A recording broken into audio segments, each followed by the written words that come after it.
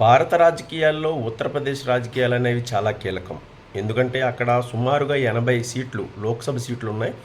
భారతదేశ రాజకీయాలని పూర్తిగా మార్చగల రాష్ట్రంగా ఉత్తరప్రదేశ్ ఉంటుంది ఎప్పుడు కూడా.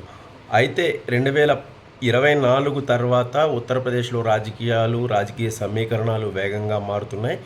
అక్కడ అధికార పక్షంగా ఉన్న బీజేపీలో కొత్త కొత్త గొంతులు పైకి లేస్తున్నాయి. అంటే ఎప్పుడు క్రమశిక్షణకు మారుపేరుగా ఉన్న బీజేపీలో 2024లో వచ్చిన సీట్లు తర్వాత అక్కడ కొత్త కొత్త సమీకరణాలు, కొత్త కొత్త మాటలు కూడా బయటకు వస్తున్నాయి.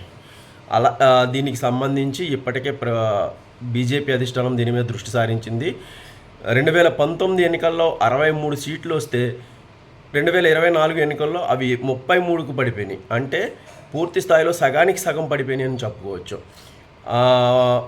బీజేపీ ఎంతో ప్రతిష్టాత్మకంగా తీసుకొని భారతదేశం అంతటినీ కూడా ప్రభావితం చేస్తుంది అనుకున్న అయోధ్యలో కూడా బీజేపీ ఓడిపోవడం అనేది చాలా ఆందోళన కలిగించే అంశం ఆ పార్టీ శ్రేణులకు కానీ, ఆ పార్టీ నాయకులకు కానీ.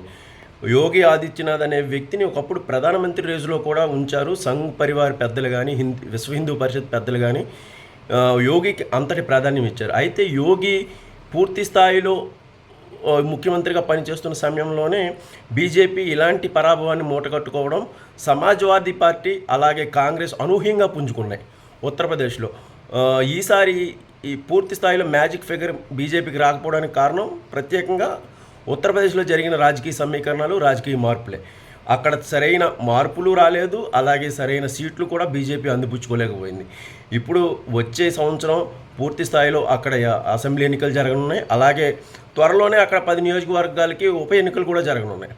ఈ రెండింటి మీద అని చెబుతున్నారు, కానీ ఉత్తరప్రదేశ్లో పూర్తిగా రాజకీయ మార్పుల మీద బీజేపీ దృష్టి పెట్టింది. ఇంత కీలకమైన రాష్ట్రాన్ని వదులుకునేందుకు కానీ, అక్కడ పూర్తి స్థాయిలో నాయకత్వ మార్పులు చేసేందుకు కానీ బీజేపీ ఆలోచిస్తోంది.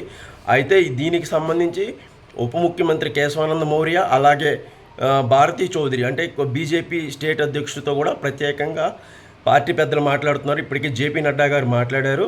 దీనికి సంబంధించి అమిత్ షా గారు కూడా రంగంలోకి దిగనున్నారు. పూర్తిగా యూపీ రాజకీయాల్ని, అలాగే యూపీలో జరుగుతున్న రాజకీయ మార్పుల్ని పూర్తి స్థాయిలో అందిపుచ్చుకొని మళ్ళీ పార్టీకి పునర్వైభవం తేవాలి. ఎలా తేవాలి, దీనికి గల కారణాలు ఏంటి, ఎలాంటి చర్యలు తీసుకోవాలనే దాని మీద బీజేపీ పెద్దలైతే దృష్టి పెట్టినట్టు కనిపిస్తోంది.